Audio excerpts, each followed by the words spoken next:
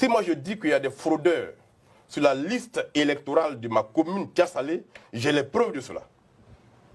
Et je le dis et je l'affirme, il y a des fraudeurs sur la liste électorale de Tia-Salé. Moi-même, en tant que journaliste, j'ai autopsié la liste de ma commune. Et tous ceux qui y sont inscrits de façon frauduleuse, j'ai leur nom. Ceux qui ont fraudé sur notre nationalité pour avoir des CNI, ceux qui leur ont distribué les CNI, on les connaît. J'ai fait un dossier que j'ai déposé auprès du parquet de Tia-Salé pour que le parquet poursuive ces gens qui ont fraudé objectivement pour être sur la liste, avec les preuves à l'appui. Le parquet m'a dit qu'il ne peut pas déclencher la poursuite sans l'accord du parquet de Yopougon. Donc je suis allé au parquet de Yopougon, rencontrer le procureur de Yopougon, pour lui produire la même documentation. Ce procureur donnait l'autorisation au procureur de Tia-Salé d'enclencher la poursuite pénale contre ces fraudeurs-là. Il m'a dit qu'il ne peut le faire qu'avec l'accord du ministre de la Justice. J'ai attendu 2 mois, l'accord ne venant pas. Moi-même, j'ai été saisi le ministre de la Justice. Avec la documentation des fraudeurs, des personnes non ivoiriennes, à qui on a distribué la carte d'identité ivoirienne et notre certificat de nationalité. J'ai leurs extraits, j'ai les extraits de leurs parents, j'ai les lieux de naissance de leurs parents dans les pays où ils sont nés, j'ai tout ça. J'ai produit tout ça au ministre de la Justice pour qu'il donne l'autorisation au parquet de Tia-Salé de poursuivre ces fraudeurs et qu'on les radie de la liste de Tia-Salé. Et qu'en plus on les mette en prison pour fraude sur notre nationalité. C'est depuis le mois de juillet 2023 que j'ai saisi le ministre de la Justice de toutes ces preuves-là. À ce jour, il n'a pas réagi. Au point où moi-même, en tant que citoyen, j'ai été obligé de saisir un avocat que je paye pour faire une procédure contre ces individus-là. La procédure est encore pendante devant le tribunal de Tia-Salé. Et les juges, en quelque sorte, marchent sur les œufs sur la question. Voilà, et quand moi je le dis, je documente et je donne les preuves. Donc, il ne faut pas affirmer les choses. Quand on dit qu'il y a 2 millions de personnes non ivoiriennes sur la liste électorale, il faut apporter les preuves. Parce que si l'autorité est de mauvaise foi et que ces personnes sur la liste électorale leur profitent, elles ne feront rien. Mais si chaque acteur politique dans sa zone de naissance, dans sa zone d'action, fait ce que j'ai fait là, et saisit un tribunal, en ce moment-là, on a une documentation qui pourrait être des preuves parlantes le jour où il y a un débat national à faire. Quand je vous le dis là, je vous dis que j'ai des preuves, que j'ai même envoyé au ministre et les décharge. Et le ministre ne réagit pas. C'est comme ça qu'on peut interpeller les gens et les amener à prendre des décisions.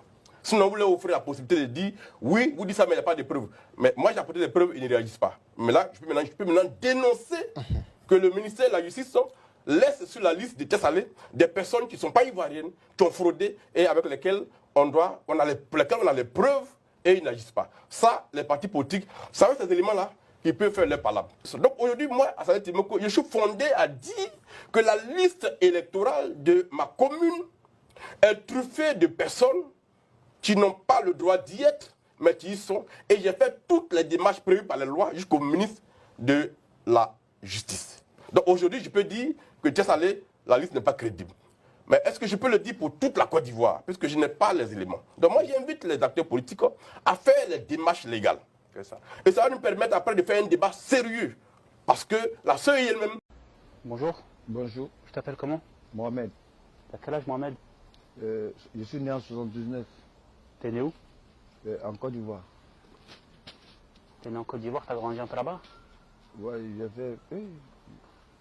ça fait 5 ans que je suis en Europe ici. Sinon, j'ai fait toute ma vie en Côte d'Ivoire. Ok. Et de la Côte d'Ivoire, t'as fait la France, t'es venu en France directement? Ouais. Non, j'ai passé par la Libye, j'ai fait la Tunisie. C'était compliqué un peu, le pays du Maghreb? Très difficile.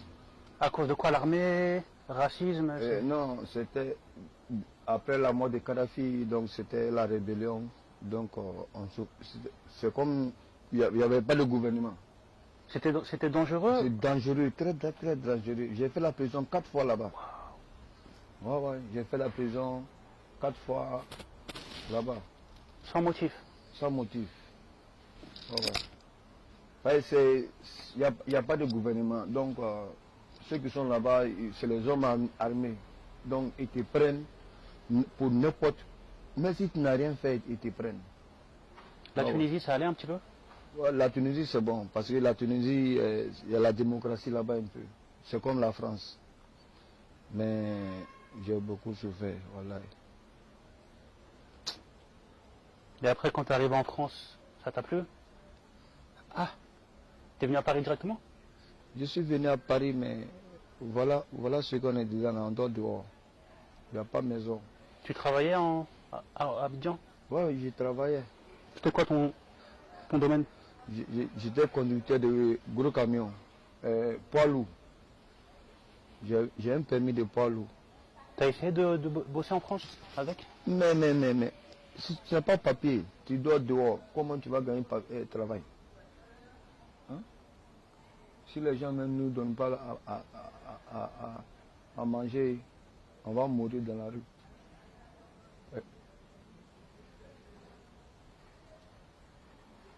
En plus, toi, tu parles bien français. T'as déjà essayé d'aller dans les services sociaux, demander de l'aide? Ah mais, ils parlent, mais ils nous aident pas. Ils viennent, ils nous disent qu'ils vont nous aider, mais ils ne nous aident pas. C'est ça que le problème. Ils parlent dans leur bouche seulement, c'est tout. Mais ils ne font pas ce qu'ils doivent faire. Souffrance totale. On dort dans la rue, on ne mange pas bien, on ne se lave même pas. On peut faire plus de 2 semaines, on ne se lave même pas. Il y en a qui disent qu'ils dorment en centre. Ils appellent le 115 et C'est faux. 115, ils vont te loger 2 jours, 3 jours. Après, ils te mettent dehors. C'est un mensonge. C'est un mensonge. C'est Dieu seul qui peut nous aider. On ne sait même pas comment on va s'en sortir dans cette galère. Là, on souffre. Là, on souffre. ils sont solidaires un petit peu, les gens dans la rue? Ouais, on est solidaires entre nous. S'il y a une baguette, on partage ensemble. S'il y a quelque chose, il y a les gens qui passent, qui nous donnent 10 euros, 5 euros. On peut manger. À part ça, c'est fini. Il n'y a pas autre solution. On fait comment? Tu n'imaginais pas du tout que c'était comme ça? Tu pensais que... Non. Je pensais que c'était le radeau. On va venir en Europe, on va bien vivre. On est venu se mettre dans la merde. T'as de la famille? Oui, mais pas ici. Je suis sûr d'ici, mais au pays, il y a la famille, mais pas ici.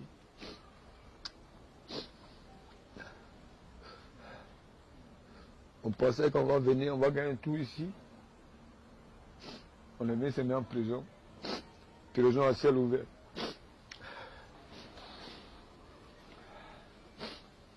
T'as déjà pensé à aller dans un autre endroit? Peut-être une autre ville ou un autre pays en Europe? À un moment, j'étais... La ville, là, comment on appelle la ville, là même, là, Strasbourg. Mais je n'ai pas duré là-bas. J'ai fait 4 mois à 5 mois comme ça, à Strasbourg. Il y a du boulot là-bas? Non, il n'y a pas de boulot. Ils sont venus nous prendre dans la rue ici pour nous envoyer à Strasbourg. Après, ils nous ont laissés encore. Je suis revenu à Paris. Il n'y a pas de boulot à Strasbourg. T'as déjà connu quelqu'un qui était à la rue et qui a réussi à trouver un boulot? Oui, mais chacun a sa chance. Même s'ils n'ont pas les papiers? Oui.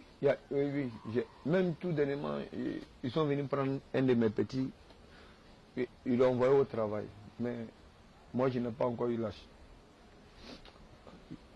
chance. Je n'ai pas encore eu la chance d'abord. Depuis que je suis venu en France, je souffre seulement. Voilà. Je n'ai jamais connu de bonheur ici. Je ne sais pas comment je vais faire. Je ne sais pas qui va m'aider. Tu t'attends à quelque chose de positif cette année? Ça dépendra de Dieu. Parce que moi, je suis fatigué. Je suis fatigué, voilà. Imagine-toi quelqu'un qui doit dehors. Pour se laver, c'est problème. Pour manger, c'est problème. Si les gens ne te donnent pas, tu n'as pas. Ouais, on est fatigué, voilà. Si on savait que c'était comme ça, on n'allait même pas venir en France. On allait rester en Afrique là-bas, c'était mieux. On vivait bien là-bas. Papa est là-bas, maman est là-bas, petit sœur est là-bas, tout le monde est là-bas. Mais ici, on est venu se mettre dans la merde. Tes parents, ils t'appellent des fois? Mais je n'ai pas de téléphone. Tu leur as parlé depuis que tu es venu en France? Non, je les appelais, mais après mon téléphone, ils ont volé mon téléphone. Donc, C'est qui t'a volé ton téléphone? je ne sais pas. Je dormais. Quand tu dors dans la rue là, tout arrive. Ils ont volé mon téléphone. Donc je n'arrive même pas à causer avec ma maman, mon papa, mes soeurs, mes frères. Je n'arrive même pas. Je ne sais pas si Dieu. Peut-être quelqu'un va m'aider pour gagner un téléphone. Ah, sinon, je sais. Moi, je suis fatigué, mon frère.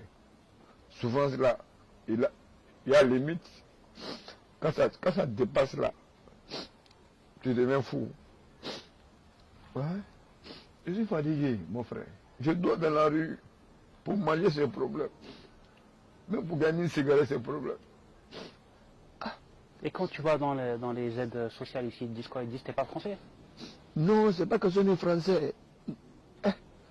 Là-bas, là, c'est compliqué. Ils parlent dans leur bouche, mais ils ne peuvent pas t'aider. Ils parlent seulement, mais ils ne peuvent pas. Ils ne peuvent pas. Ils disent mais quand tu vas là-bas, zéro. Ce que tu peux faire, peut-être ils prennent une douche, ils vont te donner un petit café, c'est tout. Avec une petite baguette. Mais est-ce qu'on est né on est né pour ça. On n'est pas né pour ça. Ils vont te donner un petit café, une petite baguette, puis ils vont te dire il faut prendre une douche. C'est tout ce qu'ils peuvent faire. Même habits, ils ne peuvent pas te donner.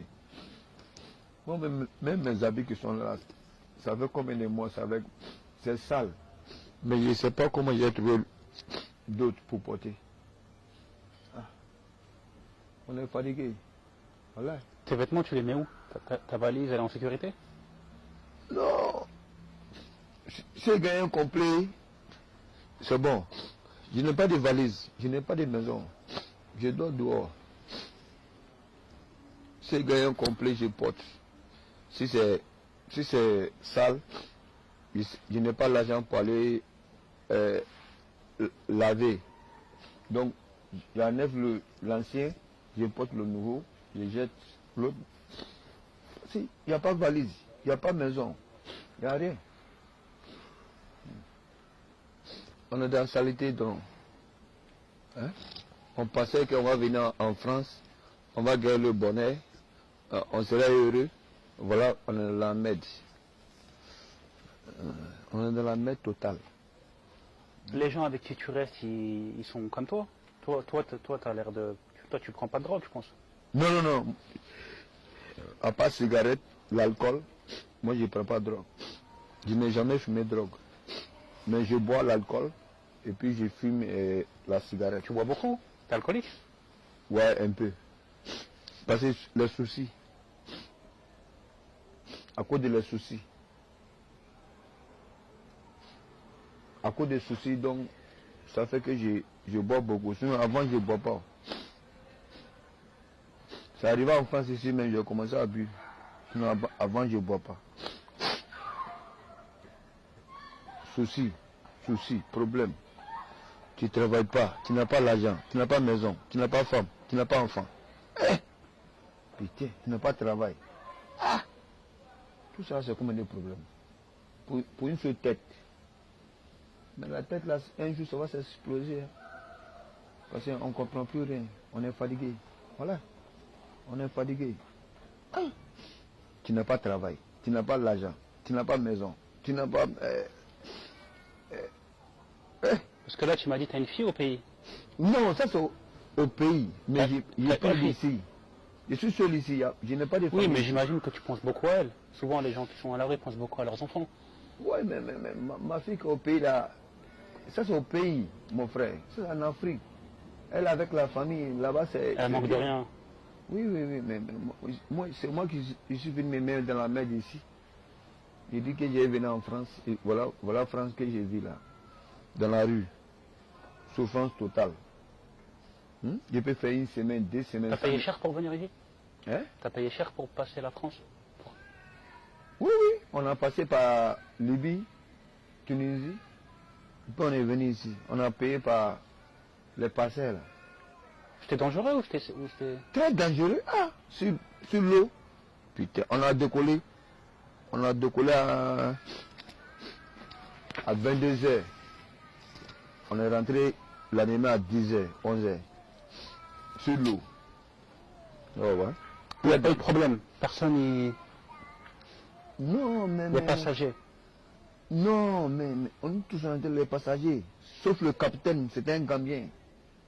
Nous tous on est les passagers arabes. C'est les Arabes qui nous mettent dans le bateau et puis eux ils s'en foutent.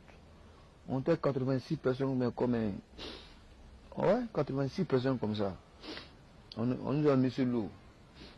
Ouais, pour qu'on vienne en Europe. Mais on pensait que si on vient, on va gagner une bonne vie. On pensait que on va venir. Voilà, si moi je savais, j'allais rester en Afrique. J'allais même pas venir en Europe. Ah putain de merde. On dit, c'est un regret total. Si tu avais un souhait pour cette année, ce serait quoi? Sur quoi? Si tu avais un souhait pour cette année. Mon frère, quelqu'un qui est en difficulté, il cherche à s'en sortir. N'importe quel souhait, moi je vais pour m'en sortir. Je dors dans la rue. Je n'arrive pas à manger. Je n'ai pas femme, je n'ai pas enfant, je n'ai pas maison, je n'ai pas de travail, je n'ai pas l'argent. Moi, je ne sais pas qu'est-ce que tu as dit. Je ne sais même pas. Voilà. Je ne sais pas si c'est une punition de Dieu. Je ne sais pas. Si je restais en Afrique, c'était mieux. Tu regrettes? Très, je regrette très. J'étais bien là-bas. J'avais tout. Ma famille est là-bas, ma maman vit, mon papa vit, toute ma famille est là-bas. Je suis venu me mettre dans la mer d'ici. Je dors dans la rue. Je n'ai pas de travail. Je ne mange pas. Franchement, ton histoire a fait beaucoup de peine. Si les gens Tu me passes par une étape difficile. si les gens me donnent pas à manger, je ne sais pas comment je vais manger. Ça, c'est quelle vie, ça? C'est sûr, c'est difficile. Je suis fatigué, voilà. Je suis fatigué, voilà. Je suis fatigué. Bah non, en tout cas, on te souhaite bon courage. Oh ouais. On te souhaite le meilleur. Oh Tu vas ouais. trouver une solution. Inch'Allah. Et bah, merci énormément à toi et bon courage. Inch'Allah. La team, on vient de voir cette vidéo de Tchimoko Asali. Ensuite, vous avez vu cette vidéo de notre frère ivoirien qui est en France. Et où il se trouve, où on fait cette vidéo, on ne peut même pas imaginer qu'il est en Europe. Voyez-vous, les Blancs montrent toujours le bon côté de l'Europe. Ce côté que nous venons de voir dans la vidéo, qui nous donne envie de pleurer, est aussi un côté de l'Occident que nous ne connaissons pas. Mais intéressons-nous d'abord à la première partie de la vidéo, dont celui de Tchimoko Asali. Tchimoko Asali touche un point important. Il faut être objectif et réaliste. Il a des preuves que dans sa commune à lui, il y a des irrégularités incomptables, dénombrables. Il a des preuves palpables, documentées de bout en bout. Mais alors qu'il a approché toutes les cases de la juridiction pour qu'on fasse une lumière là-dessus, il a reçu une fin de non-recevoir. Rien n'a été possible, rien n'a été permis. Et l'information fracassante à l'intérieur est qu'il nous dit qu'un juge dit qu'il ne peut pas instruire des enquêtes à ce sujet-là tant qu'il n'a pas l'autorisation du ministre. Ah ouais, l'Afrique va toujours me surprendre. Un juge est censé être indépendant. Mais en Côte d'Ivoire, le juge vous dit, je ne peux pas instruire des enquêtes tant que mon ministre de la Justice lui-même ne m'a pas donné l'autorisation. Où est donc la crédibilité de nos juges? Où est donc la liberté de nos juges? Où est donc l'impartialité de nos juges? Voyez-vous, voici des preuves palpables. Et Tchémoko Saleh dit, tous les opposants doivent avoir des preuves documentées pour permettre à toute l'opposition de mener un même combat. Vous tenez l'impression que vous ne connaissez pas Alassane Dramane Ouattara. Qu'est-ce qui sera différent de ce que toi tu as reçu? Tu as des preuves et tu n'as rien pu faire. Et qu'est-ce que les autres vont faire avec toutes les preuves? Rien. Ça sera du pareil au même, monsieur l'honorable.